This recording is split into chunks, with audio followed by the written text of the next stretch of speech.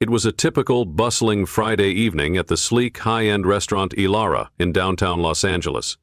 The soft clink of wine glasses and the hum of conversation filled the air as guests in their finest attire enjoyed the elegant atmosphere. The kitchen was alive with the rhythmic sounds of cooking, sizzling steaks, fresh seafood, and the aroma of garlic butter and herbs. In the middle of it all, the staff moved quickly, balancing trays and drinks with the precision of seasoned professionals. But beneath the polished exterior of Elara, something felt wrong. Tonight, however, there was an unexpected visitor, one who wasn't meant to be seen. Michael Jordan, the renowned businessman and owner of this upscale restaurant, walked through the doors unnoticed by most. Dressed in a simple hoodie and jeans with his baseball cap low, he blended into the crowd like just another guest. Michael, a man known for his sharp business acumen, had never been one to make a spectacle of himself. No grand entrance, no entourage following. He was just a man who, despite his success, believed in keeping things real. Tonight, his reason for visiting was simple. He needed to hear the truth. Over the years, Michael had made a habit of entering his restaurant unannounced, going undercover as a regular customer. This wasn't about vanity or some flashy stunt. He wanted to experience Elara as any diner would. To him, the success of the restaurant wasn't just about sales and profit margins. It was about how the team operated behind the scenes, their struggles, their triumphs, their stories. Tonight, something felt off. He glanced around, watching the servers scurry from table to table. Everything appeared to be running smoothly, but Michael, having worked in the restaurant industry before, knew all too well that looks could be deceiving. And that's when he noticed it. Something in the air felt wrong. His eyes scanned the room, noticing a man standing at the edge of the dining area. Tall, rigid, and dressed in a navy blue shirt, he was watching the staff closely. Too closely. The manager. His stance was unnerving. Observant, yes, but there was an undercurrent of control in the way he hovered over the servers. Something was off, and Michael's instincts told him that he needed to find out what. As the night continued to buzz around him, Michael's gaze drifted toward the back hallway. That's when he heard it, the faint sound of crying. It wasn't loud or dramatic, but the subtle sobbing echoed down the hall, barely noticeable unless you were paying attention. Michael froze. He couldn't ignore it. His heart sank. It wasn't just the stress of a long shift. This cry, soft and desperate, spoke of something deeper, and Michael just knew that something had to be done. Michael's steps slowed as he neared the hallway leading to the kitchen. The sound of muffled sobs reached his ears again, clearer now that he was closer. The noise wasn't dramatic, but it cut through the otherwise bustling atmosphere like a knife. It wasn't the kind of cry that could be easily ignored. A cry from someone trying to hold it together, keeping their tears in check, as if fighting a battle they were too exhausted to win. He stopped near the breakroom door, which was slightly ajar. His eyes darted inside, his instincts pushing him to find the source of the pain. There, by the counter, he saw her, a young woman, her head bowed low, fingers gripping the edge of the metal counter as if it were the only thing holding her up. She looked fragile, like she might crumble into pieces at any moment. Another employee stood beside her, a young man in the restaurant's uniform, leaning in close, speaking in low, urgent tones. Michael couldn't make out their exact words, but it didn't take much to understand the gravity of the situation. He could see it in her posture, the way her body trembled with barely contained emotion. The young woman was clearly distressed, her face pale with a mixture of fear and exhaustion. Michael's heart tightened in his chest. He didn't know her, but that didn't matter. Something in the way she stood, broken, desperate for a moment of peace, struck him deeply. He had seen this before. Employees who were too scared to speak up. Those who kept their heads down, hoping that if they just kept working, kept quiet, they might make it through another day without having to confront their tormentor. He could tell just by looking at her that this wasn't just the stress of a busy shift. This was something darker, something that had been building for a long time. As he continued to watch, the young man beside her, probably a fellow server, leaned in even closer, his voice barely a whisper. Michael's ear strained to catch the words, and as the man spoke, a chill ran down his spine. "You can't let him do this," the young man said in a tone so soft it was almost lost in the background noise of the restaurant. "He doesn't own you." The young woman, Emily, Michael would later learn, responded with a quiet, broken voice, almost inaudible against the hum of the kitchen. "What choice do I have? He's made it clear, if I don't do what he says, I'm gone." The words struck Michael like a physical blow. His grip tightened around the glass of water that had been placed in front of him. This wasn't just about a bad day at work or an overbearing manager pushing too hard. This was something far more sinister, something that made Michael's blood run cold. Emily wasn't just being bullied by an angry customer or forced to deal with difficult hours.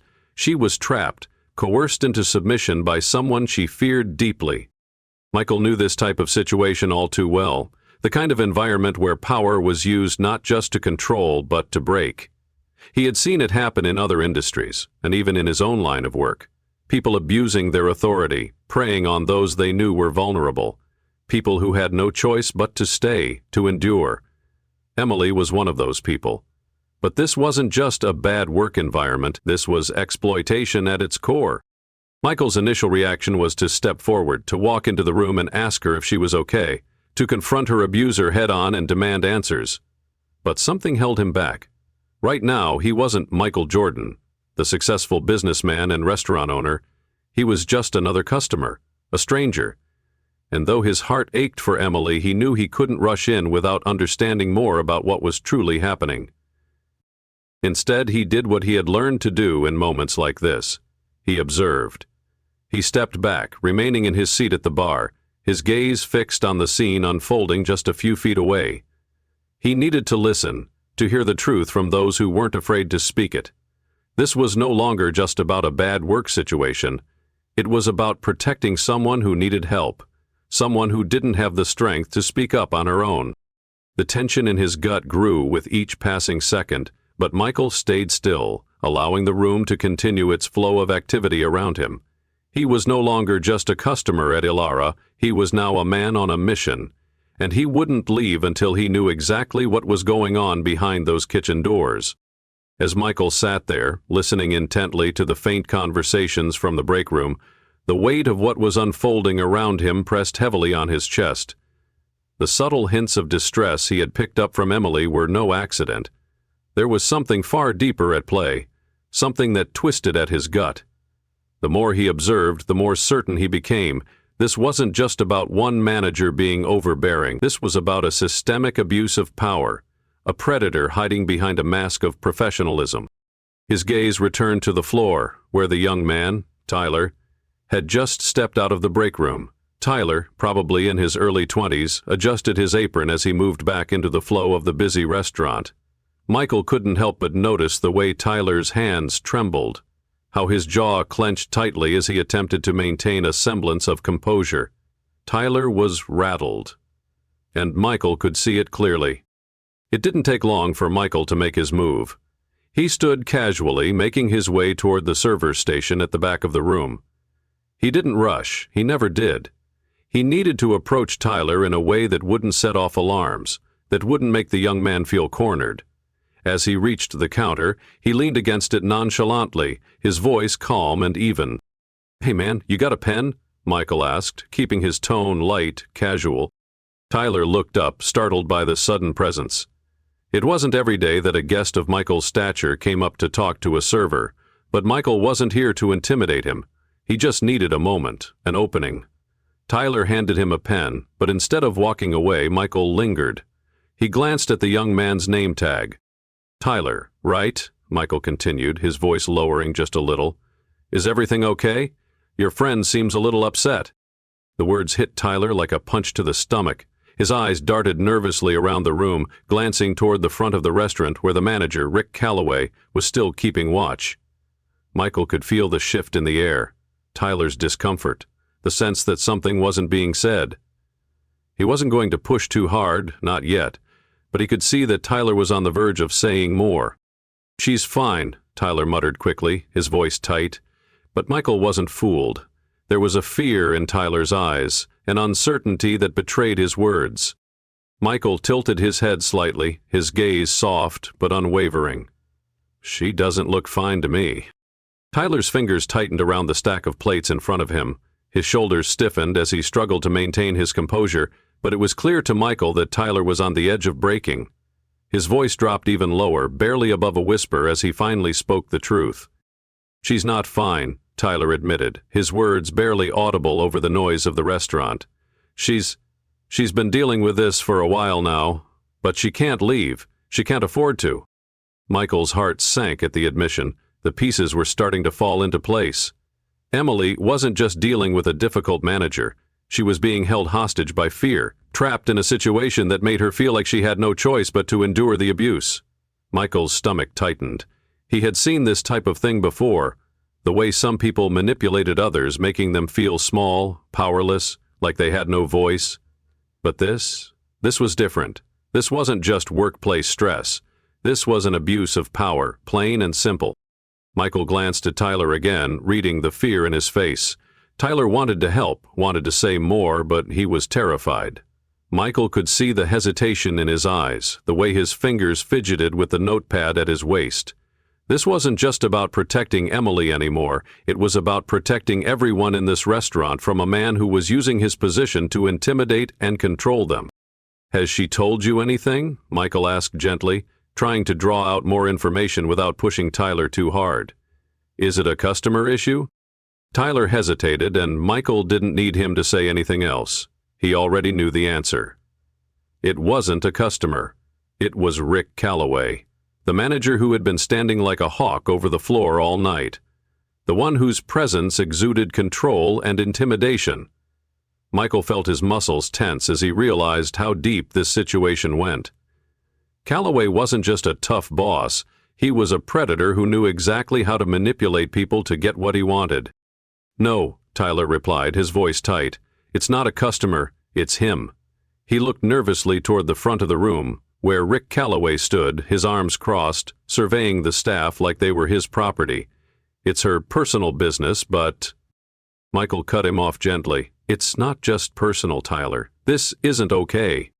Tyler exhaled sharply, his gaze dropping to the floor.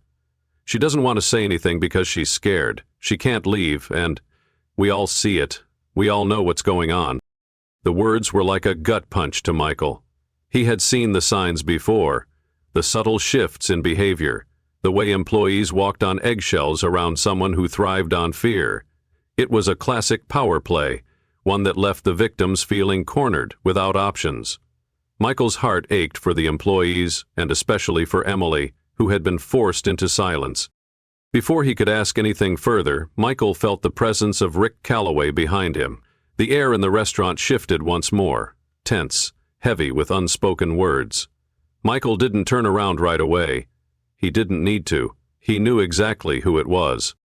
"Everything okay here?" Calloway's voice was smooth, but the edge was unmistakable. Tyler immediately dropped his gaze, focusing intently on the plates in front of him. "Just helping a customer," Michael replied casually, keeping his tone neutral. Calloway didn't break eye contact. "Good. Let's stay focused on work, shall we?"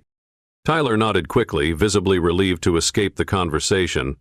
But Michael wasn't done, not by a long shot. He could feel the weight of the situation growing heavier with every second, and he knew he wouldn't be able to walk away until he had the answers he needed.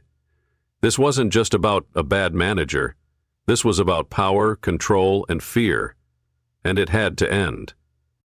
Michael's mind was racing. The pieces were falling into place, each revelation more unsettling than the last. As he stood in the bustling restaurant, he could feel the weight of the situation pressing on him.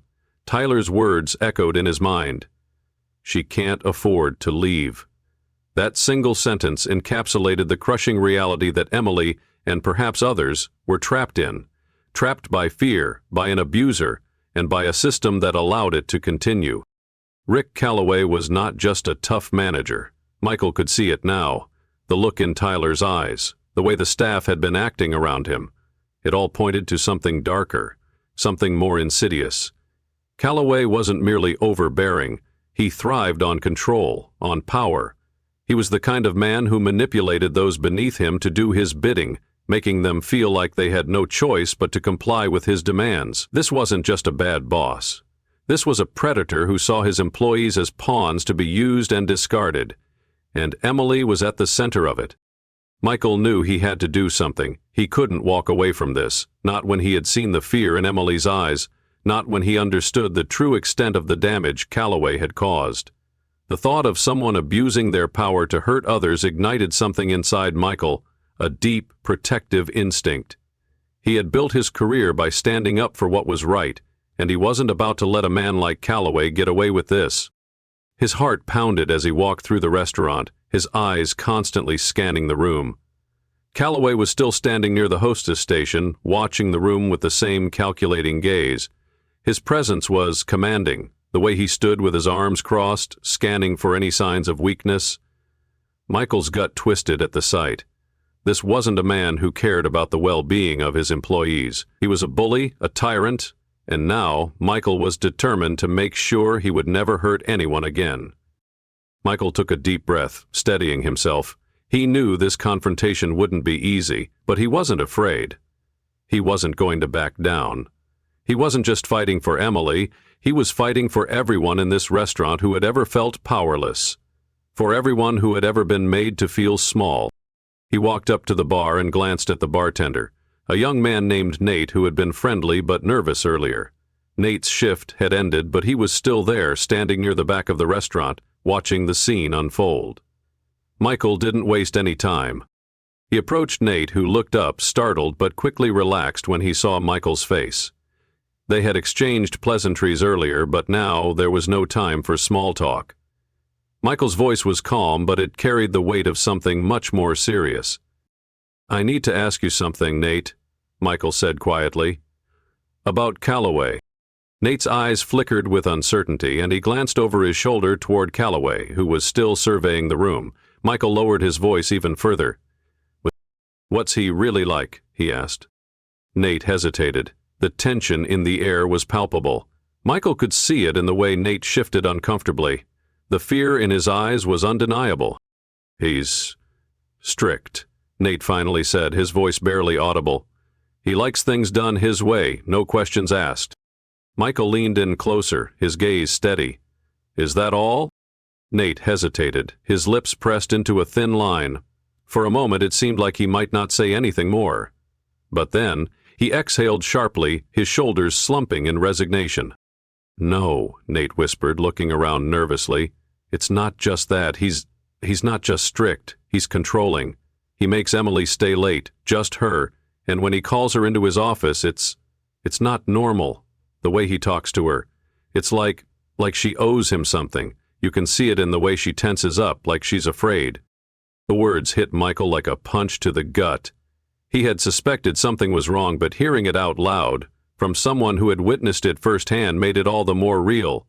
It wasn't just a case of a bad boss making unreasonable demands. It was something darker, something far more damaging. Michael clenched his fists, his body tense with anger.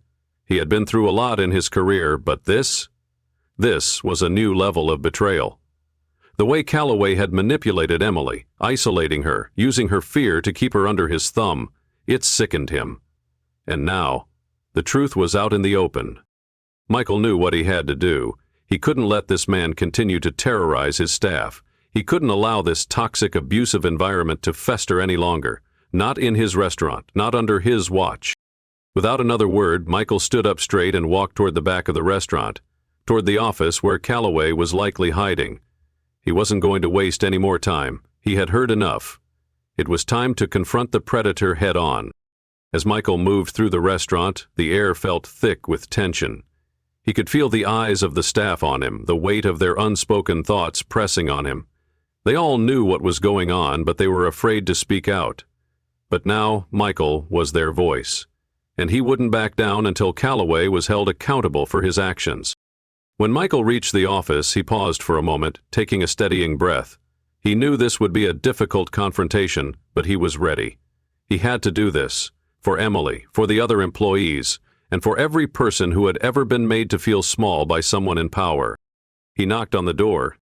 "Come in," came Calloway's smooth, cold voice from the other side. Michael opened the door slowly, stepping into the office. Calloway was sitting behind a desk, his posture rigid, his eyes narrowing as he looked up. "What can I do for you, Mr. Jordan?"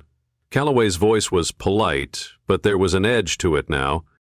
Michael didn't hesitate. He stepped forward, his presence filling the room, and in a voice calm but firm, he said, "We need to talk." The confrontation had begun, and Michael wasn't leaving until justice was served. The tension in the room was palpable as Michael stood face to face with Rick Calloway. The door shut behind him with a soft click, leaving them alone in the quiet office. Michael's mind raced, but his demeanor remained calm, controlled. He had done his homework, gathered the facts, and now there was no turning back. Calloway sat behind his desk, the faint flicker of a smile curling at the corners of his lips, but it didn't reach his eyes. The man was used to being in control, to being the one who dictated the terms. He leaned back in his chair, arms crossed, trying to maintain an air of authority, but Michael could see it in the way his shoulders stiffened when the door closed. Something was off. Calloway was not nearly as confident as he tried to appear.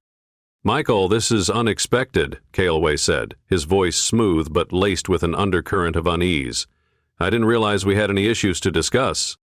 Michael didn't flinch. He knew exactly what was happening. He had seen men like Calloway before, people who thrived on manipulation, who wielded power as a weapon, using it to break down the vulnerable and maintain control over those who had no choice but to submit. But Michael wasn't about to play into Calloway's game. He had the upper hand now. "You're right about one thing, Rick," Michael said, his voice low but steady. "We do have something to discuss, and I think you know exactly what it is." Calloway's eyes narrowed ever so slightly, a brief flicker of recognition passing across his face. Michael could see it, the moment Calloway realized that this wasn't just a chat between a boss and a customer. This was the moment his entire world began to crumble. "I don't know what you mean," Calloway replied quickly, trying to cover up the crack in his facade. "Everything here is fine. We run a professional establishment." Michael shook his head, his expression heartening. "Professional? Let me tell you what's been happening here, Rick. You've been abusing your position.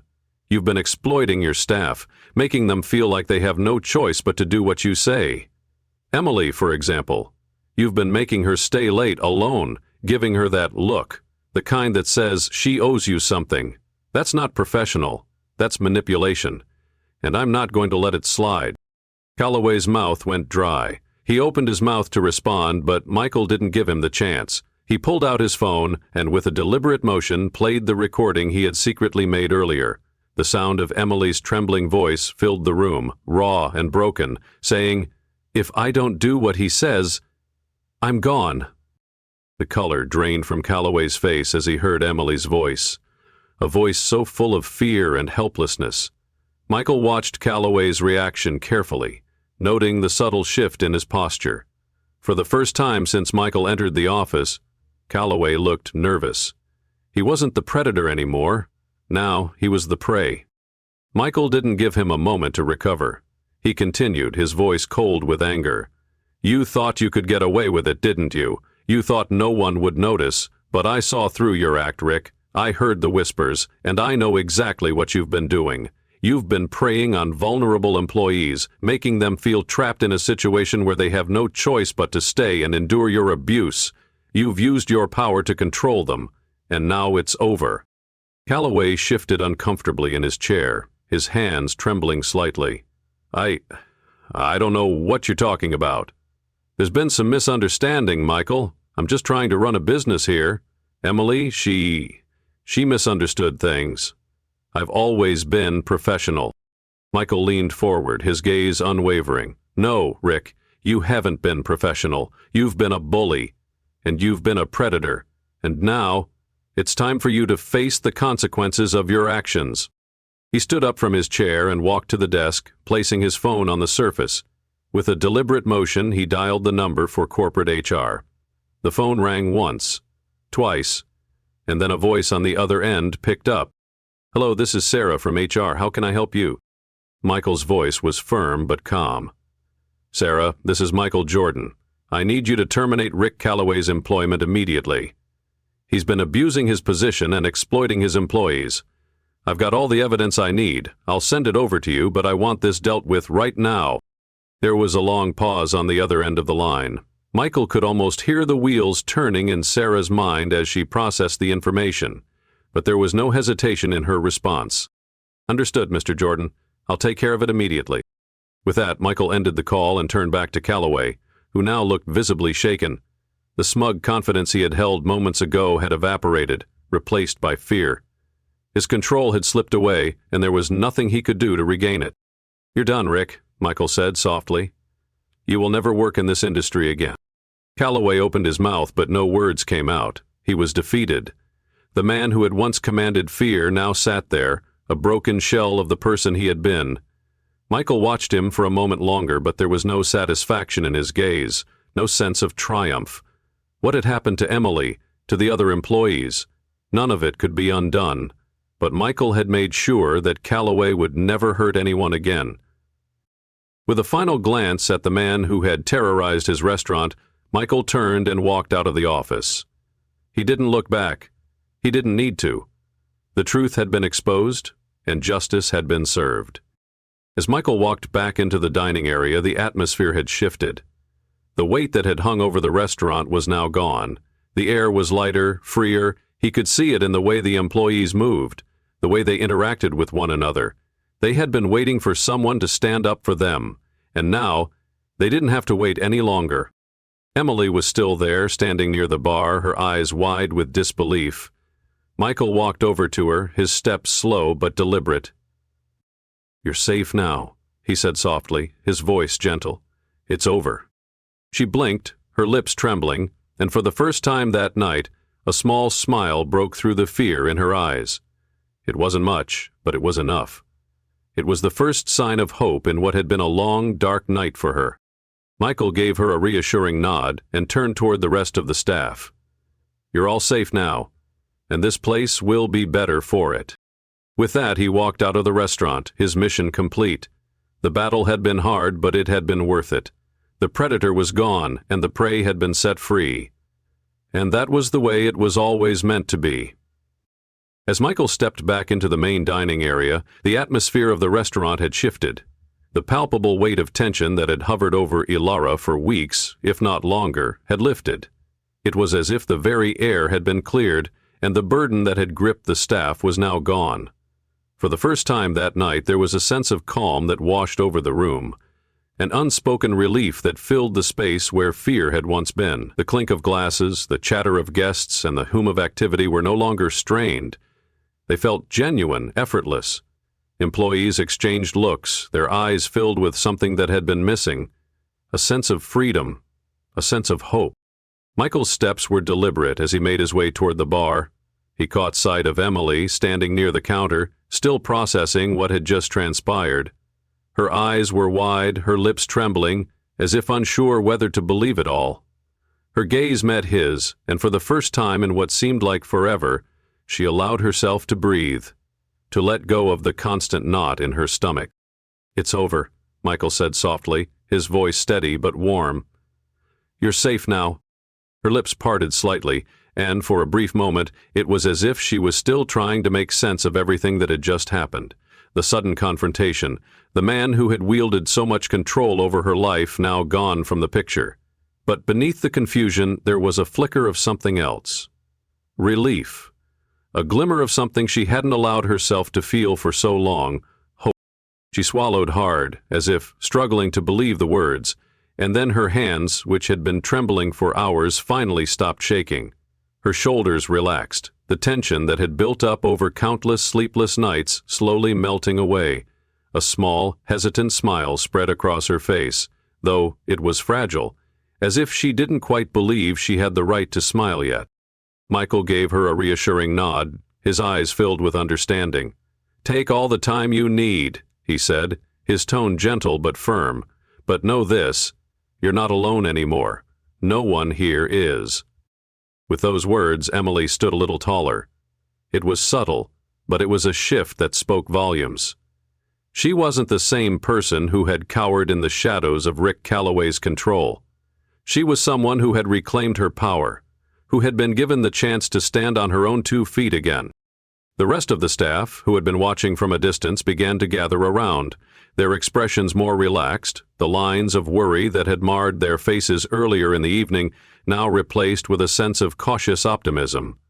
Tyler, the young man who had been so hesitant to speak up earlier, made his way over to Emily, his expression softening. He had been through the same turmoil, and for him too, this was a moment of release. "Are you okay?" he asked, his voice sincere. Emily nodded, though her eyes still held a trace of disbelief. "Yeah," she whispered, her voice shaky but strong. "Yeah, I think I am." Michael stepped back, giving them the space they needed. He watched as the staff slowly began to regroup, as the energy in the room shifted from one of fear to one of solidarity. They weren't just employees anymore. They were a team, united in their shared experience and, more importantly, united in their newfound sense of safety and empowerment. Michael's job wasn't just about running a successful restaurant. It was about ensuring that the people who worked for him felt valued, heard, and protected. He had created Illara not just to be a place for exquisite food and fine wine, but to be a place where every employee could come to work feeling respected and secure. He had spent years building the brand, perfecting the menu, and creating an atmosphere that guests and employees alike would enjoy. But none of that mattered if the people who made the restaurant what it was didn't feel safe. They were the heart of it all, and without them, nothing else would matter. As Michael took one last look around the restaurant, he felt a deep sense of pride. It wasn't just the success of his business that made him proud. It was the people he had helped, the lives he had touched, and the injustices he had righted. What had happened tonight wasn't just a victory for Emily, it was a victory for everyone in the restaurant, for every person who had ever been silenced or made to feel small.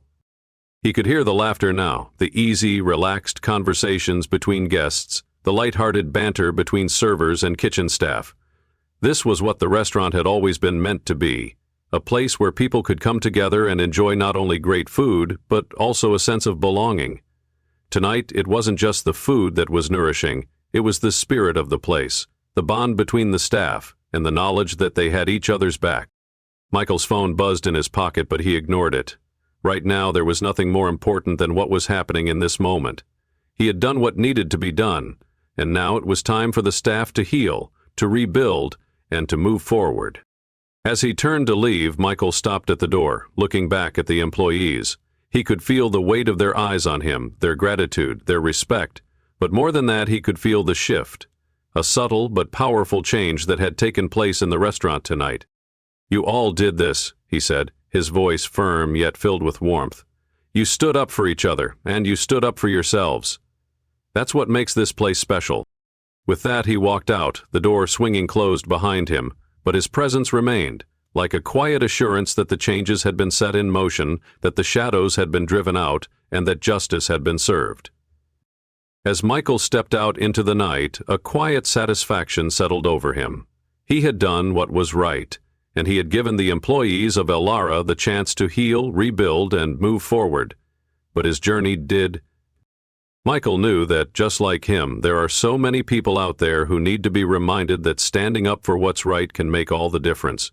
Whether in a workplace or in life, sometimes it takes one person to speak out, to act, to change everything.